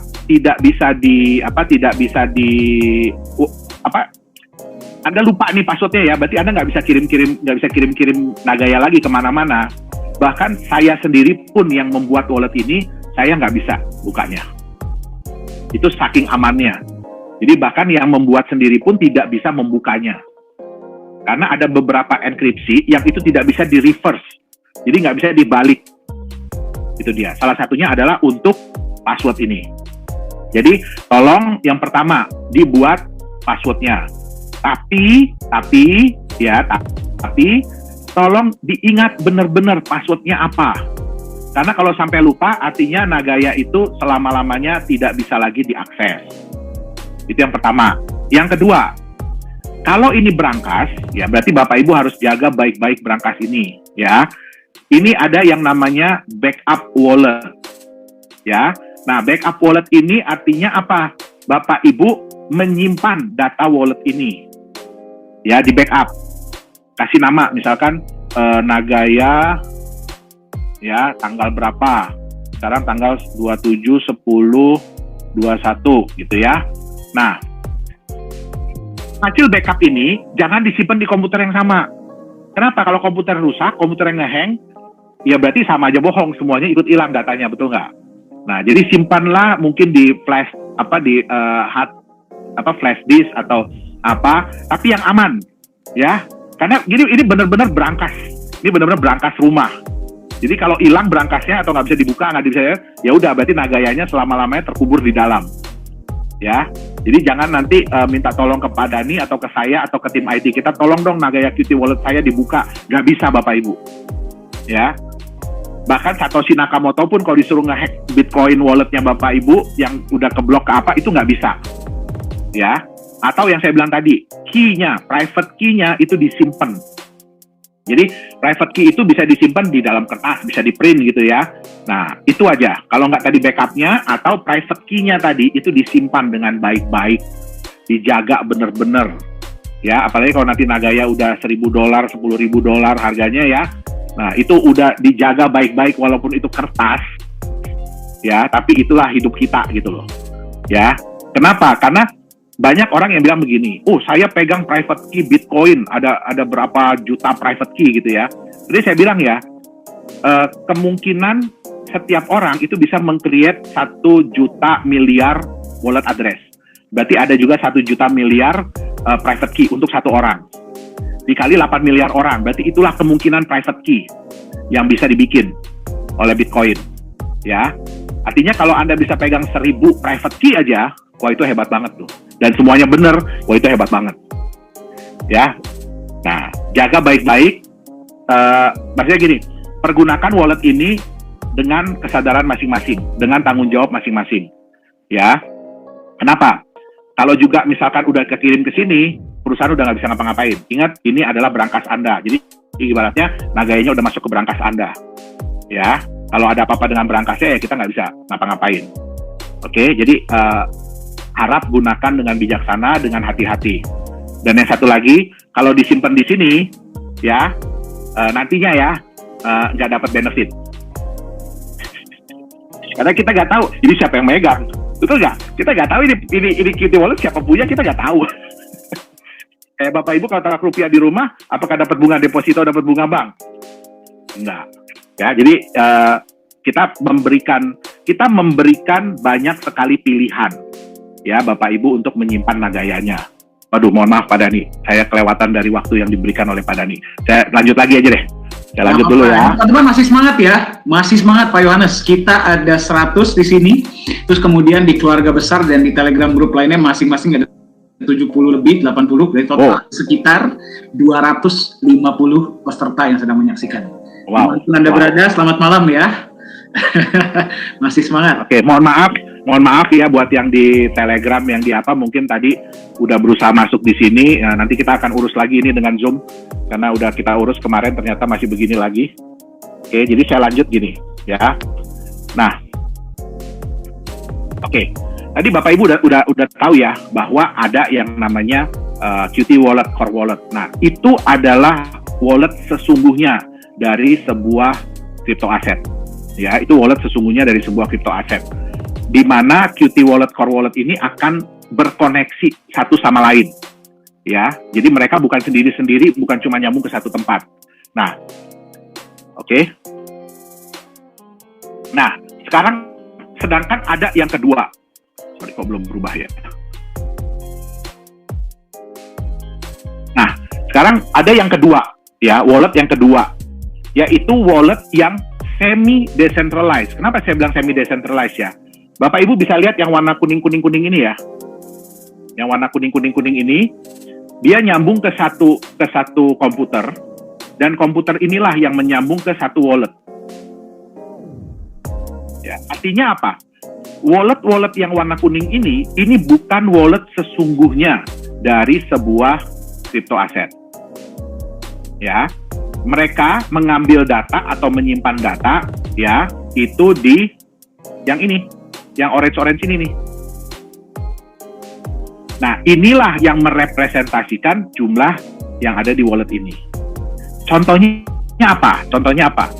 Web wallet dari Nagaya. Web wallet Nagaya itu bukan Qt Wallet, ya, tapi kita menyimpan data di server Nagaya.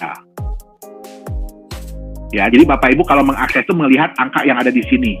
Nah, angka yang di sini ini merepresentasikan angka yang ada di wallet-wallet kita. Jadi kalau di sini ada yang transaksi transfer Nagaya menggunakan web wallet, ya, artinya apa? Memerintahkan ini untuk transfer. Nah, ini juga apa? Exchanger. Jadi Bapak Ibu kalau pakai Indodax, Pintu, segala macam, ya itu bukan wallet asli dari Bapak Ibu, bukan wallet yang Qt Wallet. Ya, tapi itu adalah wallet yang melambangkan jumlah kita punya crypto aset di Indodax yang ada di server yang ini. Ya, jadi bukan yang ada di wallet yang sebenarnya.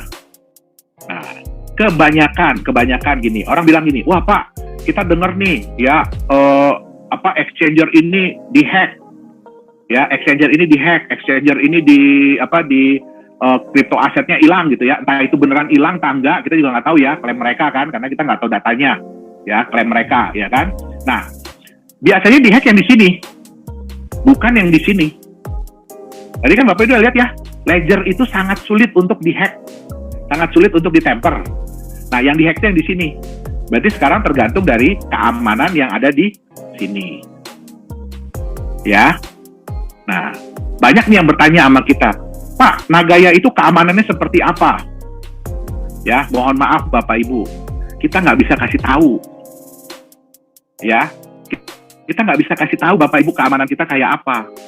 Sekarang kalau Bapak Ibu ditanya orang, Bapak Ibu rumahnya seaman apa? Oh, saya pasang CCTV 7, adanya di sini, di sini, di sini, di sini, di sini. Saya punya anjing 2, saya punya ini, punya ini, punya ini.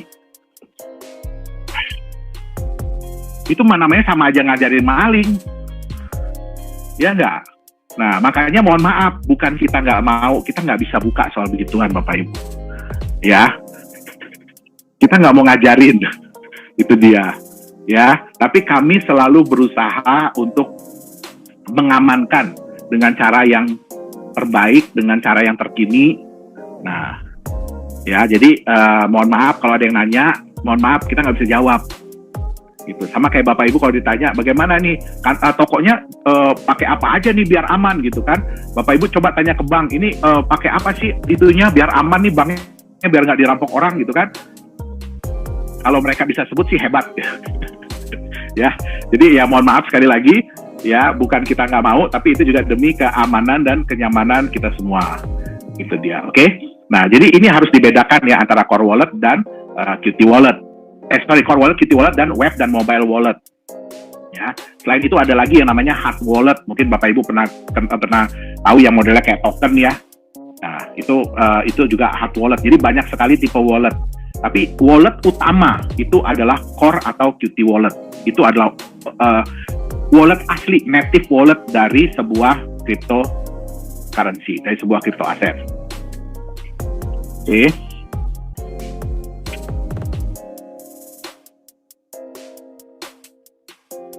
Nah, ini yang saya bilang tadi, mining.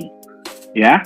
Jadi kalau yang menghitung transaksi, yang menghitung hash dari blok-blok tersebut itu siapa sih? Ya, itu adalah miners.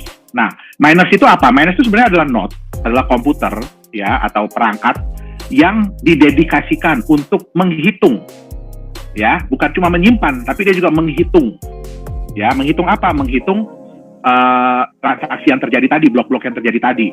Nah, mungkin yang ini dia saya mau jadi miners Kemudian yang ini saya mau jadi miners Ya, ini juga sama, ini juga sama. Nah, atau ini juga akhirnya ada yang ikut lagi jadi miners. Jadi bukan berarti yang tersambung dengan network ini hanya miners, tidak ya. Semua wallet dan miners itu tersambung dalam satu network yang sama. Oke?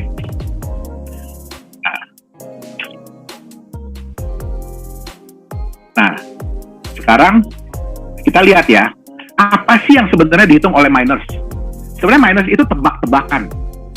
Mereka itu tebak-tebakan cepet-cepetan. Menghitung apa? Ini, angka random ini nih, yang disebut dengan nonce. Mereka menghitung ini, setiap blok itu nanti ada nonce-nya beda-beda. Nah, itulah yang mereka hitung. Ya, jadi mereka beda-beda nebak ya nih, kayak gini, sorry. Saya kasih lihat yang punya Nagaya, lihat dari sini aja deh. Jadi Bapak Ibu, tadi pas kita lagi persiapan materi, saya sempat tanya sama beliau, Pak, nons itu artinya apa? Beliau bilang nanti ikuti ada sesinya, nanti akan saya ceritakan. Nah, benar, baru diceritakan sekarang saya. Iya, Pak Dhani mau ngeduluin. Mau nyontek saya. Oke. Nah, ini ya, Bapak Ibu bisa lihat ya. Ini nons. Ya, jadi blok nomor 668.945 itu nonsnya sekian, angka nonsnya ya.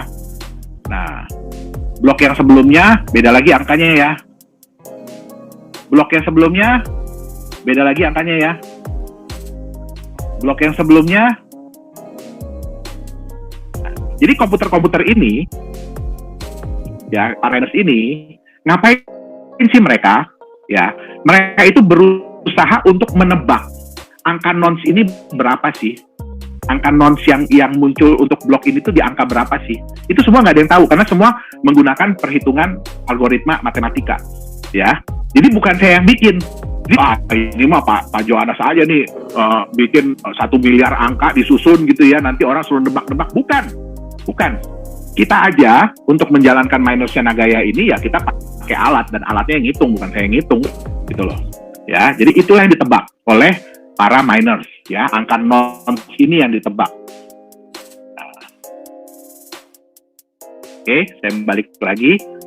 Nah, untuk setiap blok nih, jadi kalau ada yang ketemu nih, ya, kan misalkan ada tadi ya 5 miners atau 10 miners gitu ya, ada yang nebak duluan nih angka nonsnya, sehingga menghasilkan hash ini gitu ya. Nah, dia akan dapat yang namanya reward. Oke, reward per blok, ya, reward per blok. Oke, itu terdiri dari si new coin sama transaction fee. Jadi setiap blok yang itu ada 2 yang akan dikasih, yaitu new coin sama transaction fee. Ya, ini saya kasih lihat. Ini makanya kita harus cari nih, mungkin Pak Dhani kalau untuk training untuk apa gitu ya, kita harus cari yang bisa sekaligus menampilkan dua ini nih, dua layar gitu ya. Dua layar secara bersamaan gitu ya Pak? Iya.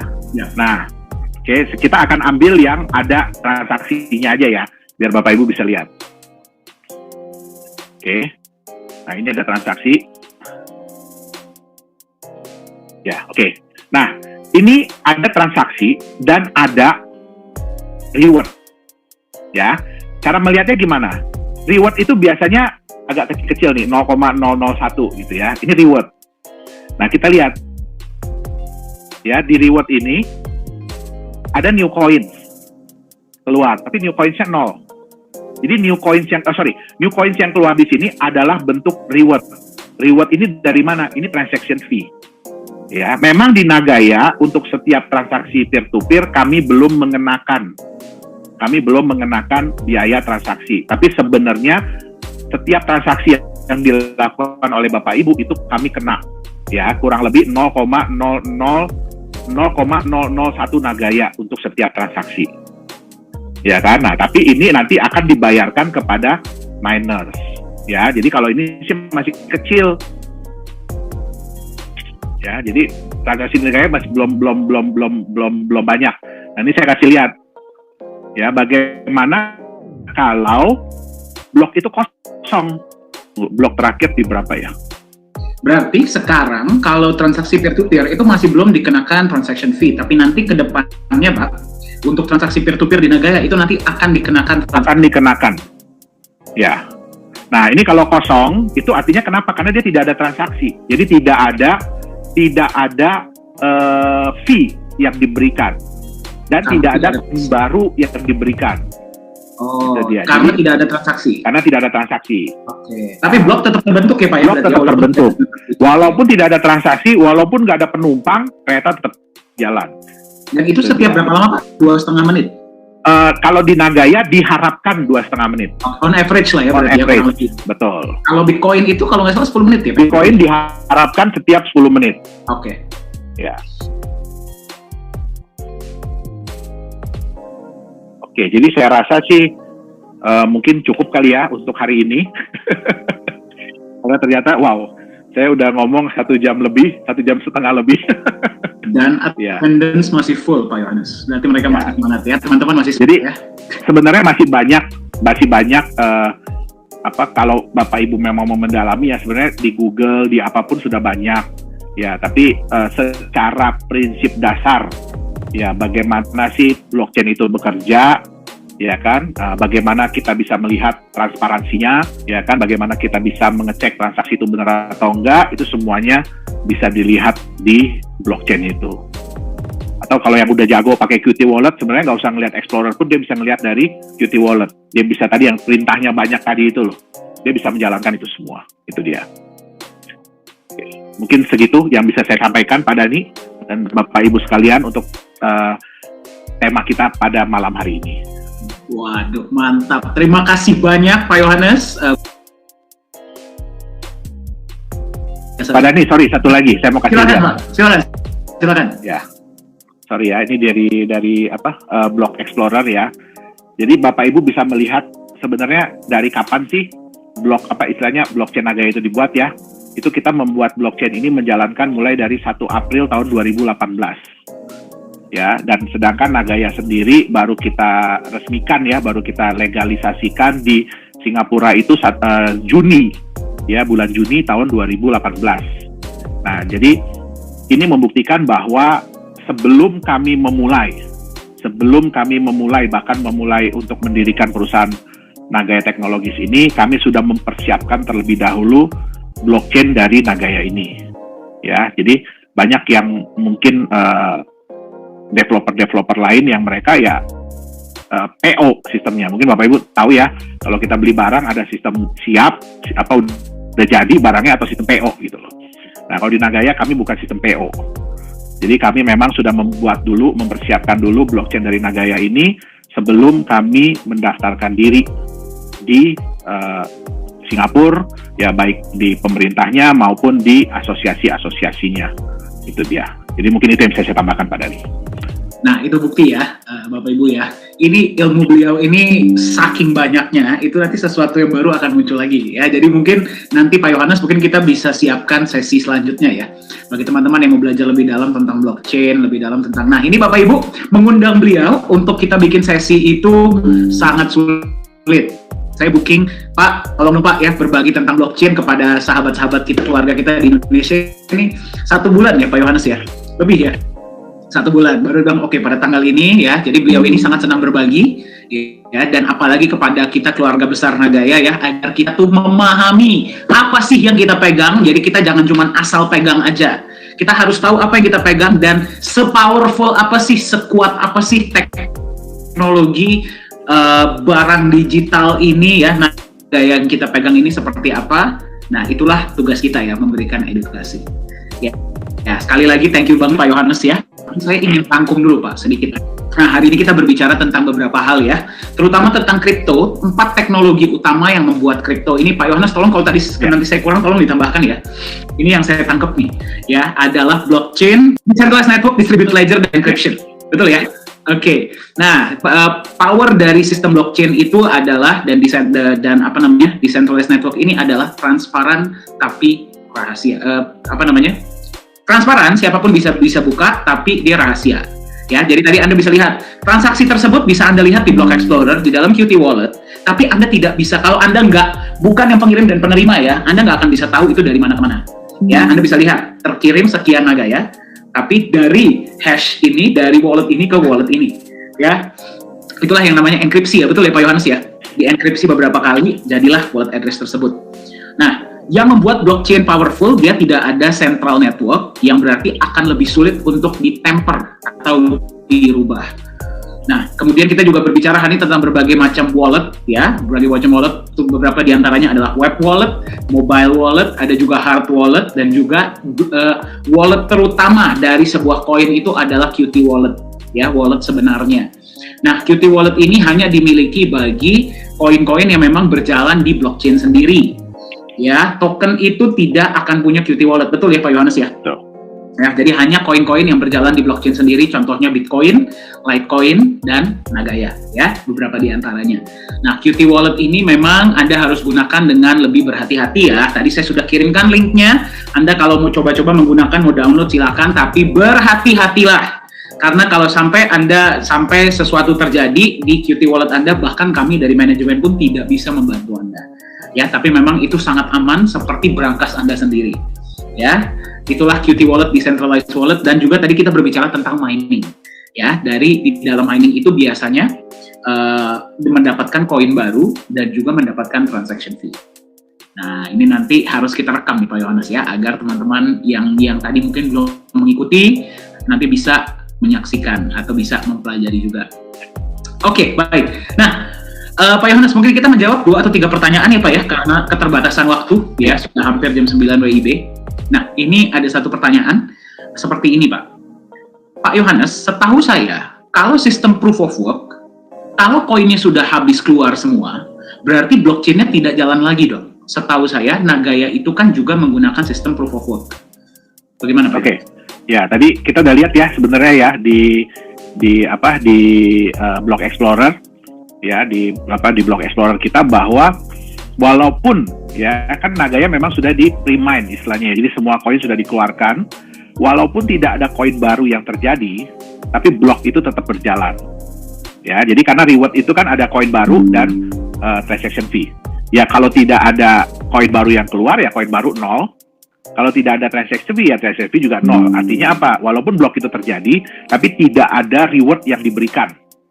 Tapi bukan berarti bloknya nggak jalan. Tetap blok itu akan berjalan. Isi nggak isi, tetap dia jalan. Oke, jadi walaupun koin baru tidak keluar, tapi tetap akan ada yang namanya transaction fee ya Pak ya? Betul, kalau ada transaksi yang terjadi di blok tersebut. Oke, nah berarti tadi Anda bisa lihat ya, ada 2 macam benefit. Jadi bagi Anda yang merasa bahwa mining itu hanya mendapatkan koin baru, nah itu adalah pemahaman yang keliru. Ya, kalau misalkan dalam koin dan walaupun dia itu proof of work itu ada 2 macam, yaitu adalah koin baru atau transaction fee. Ya, kalau kayak contohnya Bitcoin, dia masih bisa memproduksi koin baru, tapi kan akan ada waktunya dia akan habis, sudah keluar semua. Nah, pada saat itulah berarti para miner ini akan tetap mendapatkan transaction fee, betul ya Pak Yohanes ya? Betul. Ya, jadi semoga menjawab ya. Kalau nggak bahaya dong nanti. Begitu Bitcoin nggak ngasih reward koin baru, berhenti dong bloknya. Berhenti dong. Ya, Kan katanya kan jangka panjang. Bukan seperti itu. Oke, baik. Blok tetap jalan. Oke, baik. Nah, Pak Yohanes, pertanyaan selanjutnya. Pak, sekarang kan staking lagi heboh tuh Pak.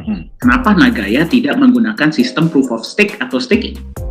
Oke, baik. Jadi kita harus tahu dulu ya sebenarnya staking itu untuk apa sih sebenarnya ya? Kenapa sih dibuat staking? Ya, Bapak Ibu mungkin kita pernah bicara ya, kita pernah cerita ya bahwa apa sih yang membuat seseorang itu mau menyimpan asetnya kalau dia bisa mendapatkan nilai lebih, betul nggak? Ya, nah, sedangkan di banyak kripto aset lain, ya, mereka itu karena tidak menjalankan bisnis atau karena mereka tidak mau sharing profitnya ya, mereka nggak mau membagikan benefit kepada yang lain dalam bentuk yang real, sehingga mereka akhirnya memberikan reward dalam bentuk koinnya itu sendiri. Nah, itu yang pertama. Yang kedua, mereka kan berusaha nih, bagaimana caranya supaya membuat orang itu lebih mau menyimpan asetnya daripada menjual. Nah, jadi pilihannya ada 2. Kalau Anda mau simpan, Anda dikasih koin tambahan. Tapi kalau Anda mau jual, ya berarti Anda nggak dapat lagi koin tambahan, betul nggak? Nah, yang menjadi pertanyaan bagi kami adalah, dari mana dasarnya mereka mengeluarkan?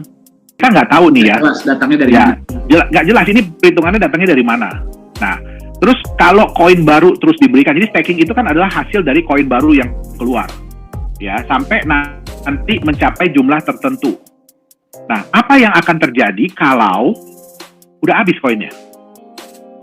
Nah, satu hal yang mereka bisa lakukan adalah biasanya yang staking ini mereka bisa nambah jumlahnya koinnya, ya. Nah, Bapak Ibu harus ingat, pada saat koin staking ini memberikan koin-koin baru, artinya apa? Supply di market akan bertambah, betul nggak? Ya nggak? Supply koinnya akan bertambah. Sedangkan ya prinsip market kita tahu bagaimana caranya supaya supply itu berkurang. Ya, kalau supply itu terus bertambah sampai suatu saat nanti akan ada bom waktu. Kenapa bom waktu? Karena orang pasti akan lepas ini koin-koin hasil staking ini. Karena mereka udah tahu, wah ini koinnya udah mau habis nih. Stakingnya udah nggak akan keluar lagi nih. Ya kan, ya udah mendingan saya lepas. Nah, di Nagaya sebenarnya ya, kami pun memberikan staking sebenarnya kalau dilihat-lihat. Kenapa? Kami memberikan penambahan emas. Kami memberikan benefit lainnya tanpa menambah jumlah Nagayanya. Itu harus diingat. Ya, tanpa menambah jumlah Nagayanya. Artinya apa? Kami bisa nantinya menjaga supply. Supply Nagaya itu bisa dijaga. Kami bukan menahan koin sementara dengan cara ngasih koin baru. Itu jadi kayak bisul. Ya, di dalamnya numpuk benjol tambah gede nanti meledak. Nanti pecah bisulnya. Nah, begitu udah pecah ya semua keluar. Nah, di Nagaya kita sebenarnya staking. Kalau bisa dibilang kita staking. Kenapa? Dengan Anda menyimpan koin Anda mendapatkan benefit. Tapi benefitnya bukan menambah supply. Jadi bukan malah nambah keluar koin baru, tidak. Gitu. Ya, kita memberikan benefit yang lebih real. Dan yang terpenting apa? Benefit ini terukur, berbeda dengan staking. Kalau staking nggak terukur, karena itu semua diprogram aja, gitu loh. Ya. Nggak bergantung dari performance perusahaannya, nggak bergantung dari performance apanya, nggak ada yang jelas. Nah, makanya di Nagaya kami lebih ingin memberikan staking dalam bentuk yang real. Jadi bukan angka digital lagi, tapi kami berikan dalam bentuk yang real. Itu dia. Oke, berarti kalau boleh saya simpulkan Pak Yohanes ya, berarti kalau dalam bentuk staking, nah kan kita pernah ada sesi juga dengan Pak Lukman, kita juga sempat berbicara tentang ini nih Pak.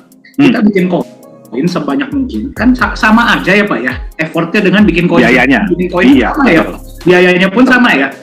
Bikin sebanyak-banyaknya, Anda beli koin tersebut, kita kasih koinnya, ya kita nggak rugi dong, karena kan kita bikinnya memang sudah terlanjur banyak. Nah, lebih banyak koin baru yang dibuat, nah berarti supply di dalam market itu berarti bertambah, bukan justru berkurang. Betul. Ya, karena semua orang justru diberikan koinnya, berarti koin tambah lama tambah banyak yang keluar. Nah, kalau dari sudut pandang perusahaan ya, seperti yang tadi Pak Yohanes bilang, berarti tambah lama tambah banyak supply di market, di mana kita tahu hukum ekonomi, justru kita harus menekan supply agar demand naik. Dan mungkin saya rubah ya Pak ya, menekan supply dan membuat demand-nya naik. Supaya harganya naik. Supaya harga naik, ya berarti permintaan naik. Nah, itu kalau dari sudut pandang perusahaan, tambah lama supply tambah banyak. Pertanyaannya, berarti kalau misalkan supply tambah banyak, berarti permintaan pun harus terus mengikuti kan? Betul. Belum tentu bisa mengikuti. Belum tentu bisa. Nah, kalau dari sudut pandang Anda sebagai pemegang koin yang mendapatkan staking, Anda kalau mencairkan staking tersebut, Anda harus menjual kembali koin tersebut ke market. Berarti kan menambah supply di market. Menambah kembali, itu satu. Kedua, Anda berarti kalau lagi butuh uang, Anda harus jual dengan harga miring dong. Iya kan? Kalau Anda jual dengan harga miring, berarti Anda menekan harga dong. Iya, malah menurunkan harga. Kalau terus-terusan begitu, Anda dapatnya gratis. Kalau Anda jual di bawah harga market, masih untung dong. Kalau dipikir-pikir kan seperti itu. Iya kan? Nah, jadi staking itu tidak, kalau mungkin secara jangka pendek ya Pak Yohanes ya, kalau kita lihat-lihat, wah gila dapat berapa persen per hari gitu ya. Iya, tapi dalam bentuk koin juga. Tidak sustainable ya Pak ya? Enggak. Itu udah terbukti kok.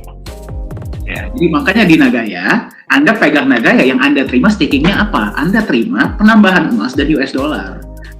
Datangnya dari mana? Dari proyek. Jadi kita tetap menekan supply di market, berarti Anda tetap menekan, nggak usah terlalu banyak, nggak perlu dijual Nagayanya kalau nggak perlu banget, dan Anda tetap menerima benefit. Masuk akal banget Pak Yohanes. Jadi menjawab ya, kenapa Nagaya tidak menggunakan sistem staking? Kita pernah ada satu pertanyaan Pak Yohanes ketika kita bikin AMA waktu itu. Ya. Oh ya. Ya kan, Nagaya apakah memberikan staking? Beliau suruh saya jawab seperti ini, tidak, tapi kita berikan sesuatu yang lebih keren, lebih baik daripada staking.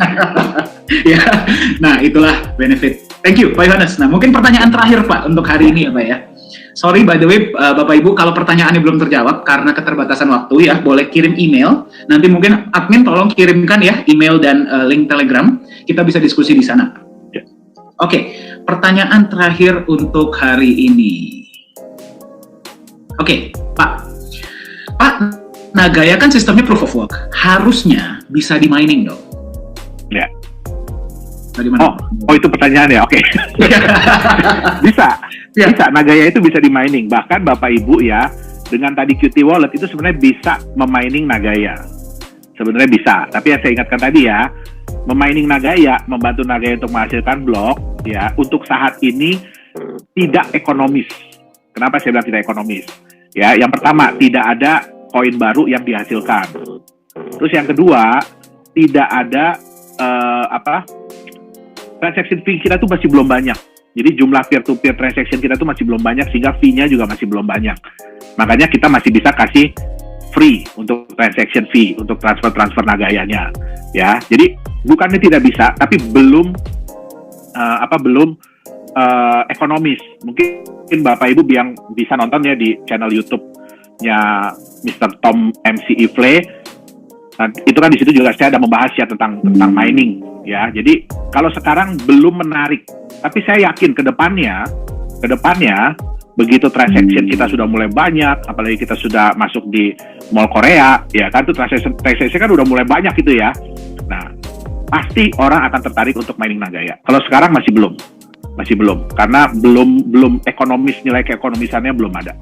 Oke, berarti bisa ya Pak ya, bisa. Bisa. Cuman ya kembali Nagaya ini kan sudah tidak keluar koin baru lagi. Betul. Ya, berarti Anda hanya mendapatkan transaction fee. Transaction fee ya untuk sekarang ya belum seberapa.